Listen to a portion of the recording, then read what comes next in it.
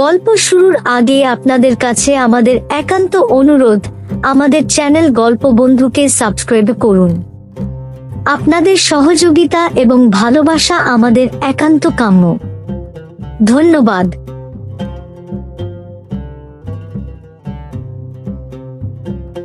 খলিফা হারুন আল রশিদ প্রতিদিন ছদ্মবেশ ধারণ করে রাজ্যের বিভিন্ন জায়গায় ঘুরে রাজ্যের অবস্থা, প্রজাদের দুঃখ দুর্দশা সচক্ষে দেখতেন এবং তার যথাযথ ব্যবস্থা নিতেন।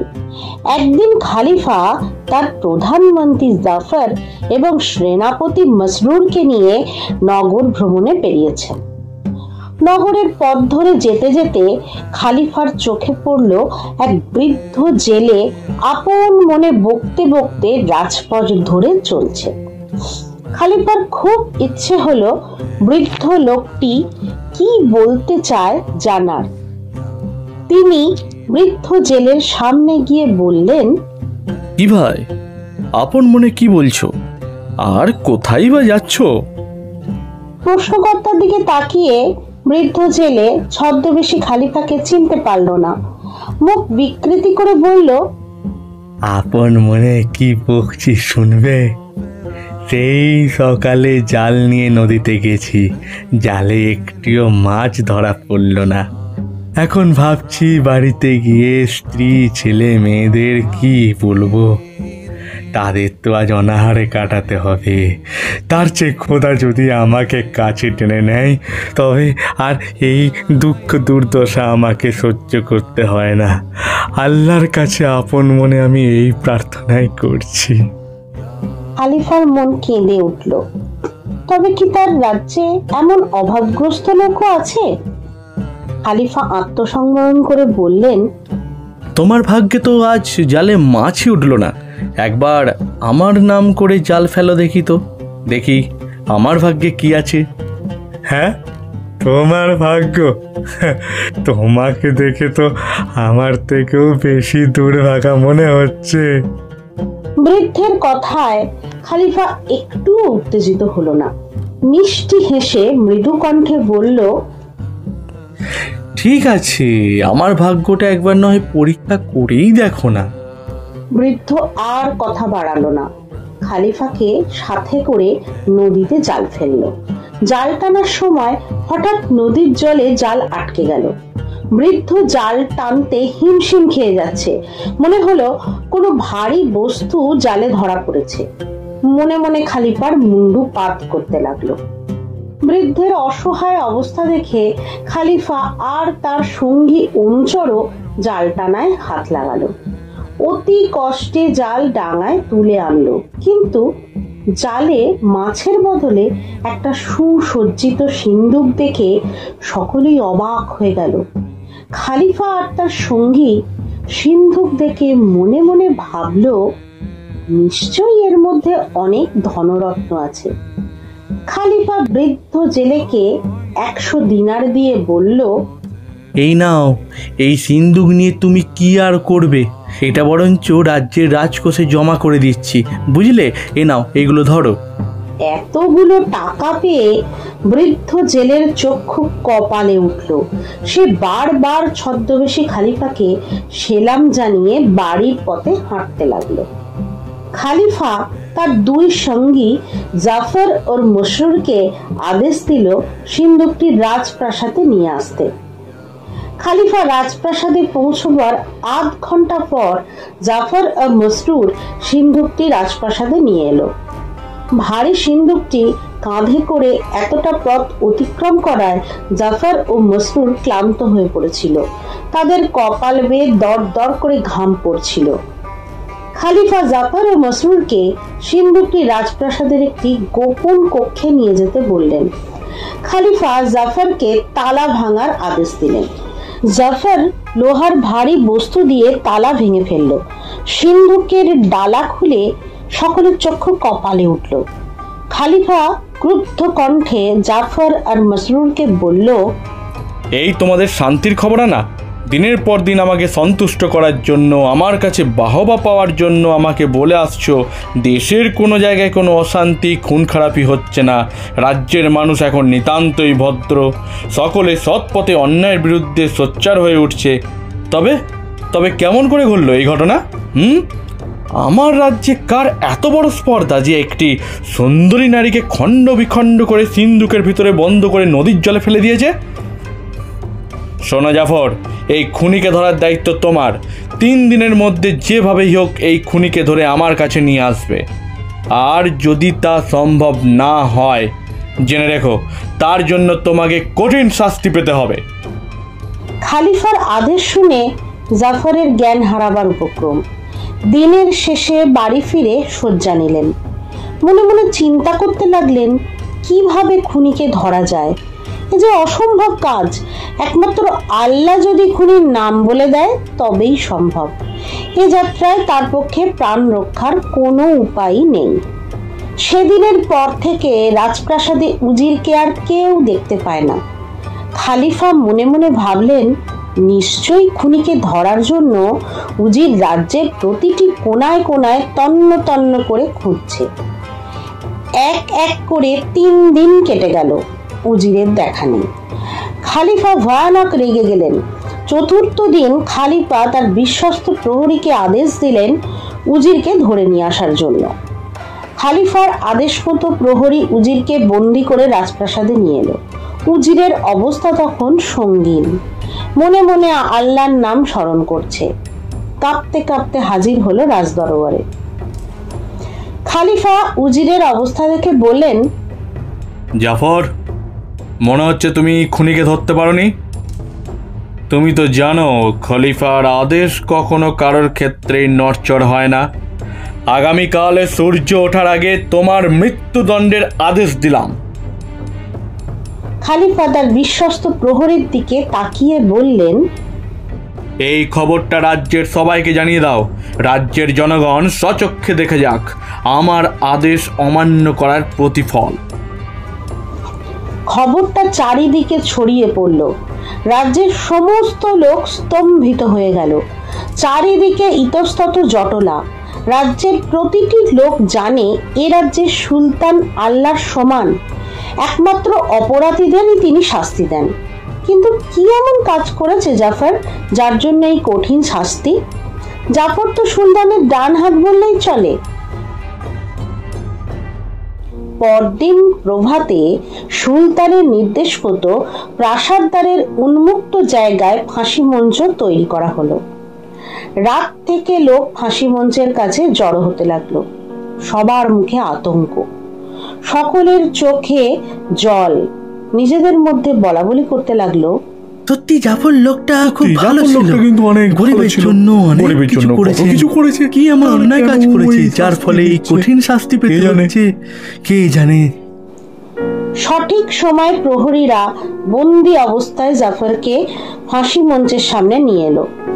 জল্লাদ জাফরের সারা শরীর থেকে শিকল খুলে ফেললো। 2 হাত পেছনে নিয়ে ভালো করে বেঁধে দিল। মুখে কালো কাপড় পরিয়ে দিল। জমায়েত প্রজারা আর চোখের জল আটকাতে পারছিল না। জল্লাদ সুলতান খালিফার আদেশের অপেক্ষায় তৈরি হয়ে দাঁড়িয়ে আছে। সুলতান নির্দিষ্ট সময়ের অপেক্ষায় ঘড়ির দিকে তাকিয়ে আছে। এমন সময় এক যুবক ভিড় ঠেলে সুলতানের সামনে এসে অভিবাদন করে বলল, উজির সাহেবের কোনো অপরাধ নেই। উজির সাহেব যাকে খুঁজছিল আমি সেই ব্যক্তি। ও অনুগ্রহ করে নিরাপরাধ ব্যক্তিকে শাস্তি দেবেন না। উপস্থিত জনতা এমন নাটকীয় দৃশ্য কল্পনায়ও ভাবতে পারেনি। কে এই যুবক যে জেনে শুনে মৃত্যুকে বরণ করে নিতে এসেছে? জাফরের চোখে জল এসে গেল। এ আল্লাহর মেহেরবানি ছাড়া আর কিছু না, নয়তো সাক্ষাৎ মৃত্যু থেকে কে বাঁচাতে পারে? এমন সময় যুবকের মতো এক বৃদ্ধ ভিড় ঠেলে সুলতানের সামনে উপস্থিত হয়ে বলল, হুজুর, এই যুবক মিথ্যে কথা বলছে। আমি খুন করেছি, এই 2 হাত দিয়ে আমি খুন করেছি হুজুর। সুলতান নাটকের পর নাটকীয় দৃশ্য দেখে ক্রুদ্ধ কণ্ঠে জল্লাদকে আদেশ দিলেন, বৃদ্ধ এবং যুবক দুজনকে ফাঁসির কাঠে ঝুলিয়ে দাও। এতক্ষণ জাফর সমস্ত কথা এবং নাটকীয় দৃশ্য দেখছিলেন। এবার ফাঁসি মঞ্চ থেকে নেমে এসে সুলতানকে সম্মানপূর্বক অভিবাদন করে বললেন, জাহাপনা, এটা কি ন্যায় বিচার হলো? এদের দুজনের মধ্যে যে কোনো একজন তো প্রকৃত খুনি, কিন্তু আপনার বিচারে একজন নিরপরাধ ব্যক্তির সাজা হচ্ছে। এটা কি আল্লাহ মেনে নিতে পারবে? উজির জাফরের কথায় সুলতান মনে মনে ভাবলেন, উজির তো ঠিক কথাই বলেছে, একজন নির্দোষ ব্যক্তিকেও সাজা পেতে হবে, তাতে করে রাজ্যের প্রজারাও ক্ষিপ্ত হয়ে উঠতে পারে। সুলতান যুবককে কাছে ডেকে বললেন, তুমি বলছো এই জঘন্য অন্যায় কাজটা তুমি করেছো, কিন্তু কেন করেছো তা এখন তোমায় বলতে হবে, বলো। হুজুর, আমি সব কথা খুলে বলছি। যাকে আপনি খণ্ড বিখণ্ড অবস্থায় দেখেছেন সে আমার বিবি। আমাদের খুব সুখের সংসার ছিল জানেন, কোনো অভাব ছিল না। এমনকি আমাদের 3টি ছেলেও হয়েছিল। আমি আমার বিবিকে খুব ভালোবাসতাম, যখন যা চাইতো তাই এনে দিতাম। একদিন আমার বিবি আবদার করলো আপেল খেতে খুব ইচ্ছে করছে। মনে মনে ভাবলাম এ আর এমন কি দুষ্প্রাপ্য জিনিস। বিবিকে আশ্বস্ত করে বললাম এক্ষুনি আপেল এনে দিচ্ছি। কিন্তু বাজারে গিয়ে একটিও আপেল খুঁজে পেলাম না। নিকটবর্তী সমস্ত বাগানে খোঁজ করলাম, অথচ একটি আপেলও মিলল না। একজন মালিকে আপেলের কথা জিজ্ঞেস করতে সে বলল, এই অসময়ে আপেল তুমি কোথায় পাবে? একমাত্র এক জায়গাতেই পেতে পারো, তা হলো বসরার সুলতানের বাগানে। সেখানে 12 মাস আপেল ফলে। মালির কথা মতো ছুটলাম বসরায়। সুলতানের বাগানের মালিকে কিছু দিনারা দিয়ে 3টি পাকা আপেল নিয়ে বাড়িতে ফিরে এলাম। মনে মনে এই ভেবে খুশি হলাম আপেল পেয়ে বিবি নিশ্চয়ই খুব খুশি হবে। কিন্তু বাড়ি ফিরে বিবির হাতে আপেল দিতে সে কোনো আগ্রহই দেখালো না। খাওয়া তো দূরের কথা। বেশ কিছুদিন পর একদিন আমি আমার দোকানে বসেছিলাম। দোকানে ভিড় ছিল না। এমন সময় দেখি একজন কুৎসিত কাফরি আমার দোকানের পাশ দিয়ে যাচ্ছে, হাতে একটা পাকা আপেল। আমি মনে মনে ভাবলাম এই লোকটা অসময়ে আপেল কোথায় পেল। কৌতূহলী হয়ে লোকটিকে ডেকে জিজ্ঞাসা করলাম এই অসময়ে সে আপেল কোথায় পেল। তখন সে গর্বের হাসি হেসে বলল, এক বণিকের সুন্দরী বিবি তাকে খুব ভালোবেসে সেই আপেলটি উপহার দিয়েছে। আমার তখন সন্দেহ হলো। আমি তাড়াতাড়ি দোকান বন্ধ করে বাড়ি ফিরে এলাম। বাড়িতে ফিরে দেখি 3টির পরিবর্তে 2টি আপেল আছে। আমি তখন আমার বিবিকে ডেকে জিজ্ঞাসা করলাম সে কোনো আপেল খেয়েছে কিনা। আমার বিবি তাচ্ছিল্যের সঙ্গে বলল, না তো। আমার তখন ভীষণ রাগ হলো। আর কিছু বুঝতে বাকি রইল না। সঙ্গে সঙ্গে রাগের বশে ধারালো ছুরি দিয়ে আমি আমার বিবিকে হত্যা করলাম এবং সাজা হবার ভয়ে তার দেহ খণ্ড খণ্ড করে সিন্ধুকে বন্দি করে জলে ফেলে দিলাম। নদীর জলে সিন্ধুক ফেলে দিয়ে বাড়ি ফিরে আসতেই দেখতে পেলাম আমার বড় ছেলে ঘরের চৌকাঠে বসে কাঁদছে। মনে মনে ভাবলাম আম্মাকে না দেখতে পেয়ে নিশ্চয়ই কাঁদছে। সামনে গিয়ে আমি জিজ্ঞাসা করলাম, কাঁদছিস কেন? সে বলল, আমি একটা আপেল নিয়ে রাস্তায় খেলা করছিলাম। এক ভয়ঙ্কর দর্শন কাফরি আমার হাত থেকে আপেলটা কেড়ে নিয়েছে। আমি বারবার তাকে আমার আপেল ফেরত দিতে বললাম, সে শুনলো না। আমাকে ধাক্কা মেরে মাটিতে ফেলে দিয়ে নিয়ে চলে গেল। আমি তখন বুঝতে পারলাম আমি কি অপরাধ করেছি। নিরাপরাধ বিবিকে ভুলবশত হত্যা করেছি। আমি আফসোস করতে লাগলাম, প্রায় পাগল হওয়ার উপক্রম। কিন্তু কি আর করার আছে, যে চলে গেছে তাকে কি আর কোনোদিন ফিরে পাবো? আমি দরজার সামনে মাথায় হাত দিয়ে ঠেস দিয়ে বসে আছি। সেই সময় হঠাৎ আমার বিবির আব্বাজান আমার বাড়িতে এসে উপস্থিত হলেন। আমাকে এইভাবে বসে থাকতে দেখে তিনি অবাক হয়ে গেলেন। বসে থাকার কারণ জিজ্ঞাসা করলেন।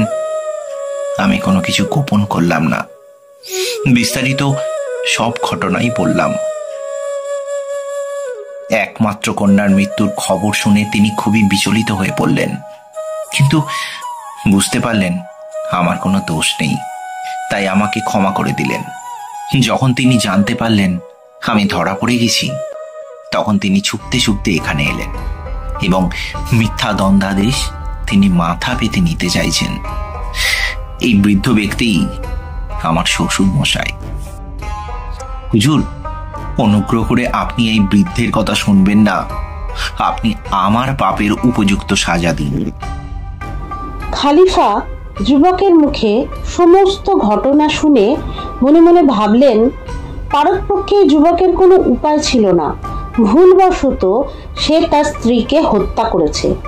ওই যুবকের জায়গায় অন্য যে কোনো পুরুষ একই ভুল করত, অতএব ওকে শাস্তি দেওয়া উচিত হবে না। সুলতান তখন উজিরকে বললেন, জাফর, আমি তোমায় প্রকৃত অপরাধীকে খুঁজে বার করতে বলেছি। আমার আদেশ মতো কিন্তু এখনো তুমি আসল অপরাধীকে ধরে আনতে পারোনি। তোমাকে আর একটা দিন সময় দিলাম, তুমি যেভাবেই হোক খুনি কাফরিকে আমার কাছে উপস্থিত করবে, বুঝেছ? সুলতানের আদেশে উজির আবার মহা বিপদে পড়লেন। মনে মনে আল্লাহর কাছে বললেন, যদি তোমার বিধান এই থাকে তবে কেন আমাকে বাঁচালে? মনের দুঃখে তিনি শেষবারের মতো বাড়িতে গেলেন। যদি প্রকৃত খুনিকে ধরতে না পারেন তবে আর কোনো দিন এই রাজ্যে ফিরবেন না। মনস্থ করে তিনি শেষবারের মতো তার কন্যাকে বুকে চেপে আদর করতে গেলেন। এমন সময় তার বুকে ভারী একটা গোল বস্তুর অস্তিত্ব অনুভব করে কন্যাকে জিজ্ঞাসা করলেন, দেখি বেটি, তোমার হাতে ওটা কি আছে? একটি পাকা আপেল আব্বা, চাকু রিহান আমাকে দিয়েছে। মেয়ের কথা শুনে জাফর ব্যস্ত হয়ে বললেন, দেখি দেখি আপেলটা। আব্বার হাতে দিলে জাফরের চোখ মুখ খুশিতে ভরে উঠল। আবার নতুন করে প্রাণ ফিরে পাওয়ার আশা জাগলো। সঙ্গে সঙ্গে ছুটে গেলেন চাকর রেহানের কাছে। চুলের মুঠি ধরে জিজ্ঞাসা করলেন, বল, তুই এই আপেল কোথা থেকে পেয়েছিস? চাকর রেহান জাফরকে বিস্তারিত ঘটনা বলল। সব শুনে জাফর রেহানকে সুলতানের কাছে উপস্থিত করে বললেন, হুজুর, এই সেই আসল অপরাধী। এর জন্যই একটি সুন্দর নিষ্পাপ জীবন চিরদিনের জন্য পৃথিবী থেকে বিদায় নিয়েছে। এমনকি এর জন্যই আরো তিনটি প্রাণ মৃত্যুর কড়িকাঠে ঝুলছিল। হুজুর, একে শাস্তি দিন। এমন শাস্তি দেবেন যাতে করে রাজ্যের প্রতিটা প্রজা এই ধরনের জঘন্য কাজ থেকে বিরত থাকে। প্রধান উজির জাফরের মুখে সমস্ত ঘটনা শুনে এবং আসল অপরাধীকে খুঁজে পেয়ে সুলতান খলিফা হারুন আল রশিদ চিৎকার করে জল্লাদকে আদেশ করলেন, এক্ষুনি একে ফাঁসি কাটে ঝুলিয়ে ওর পাপের উপযুক্ত সাজা দাও।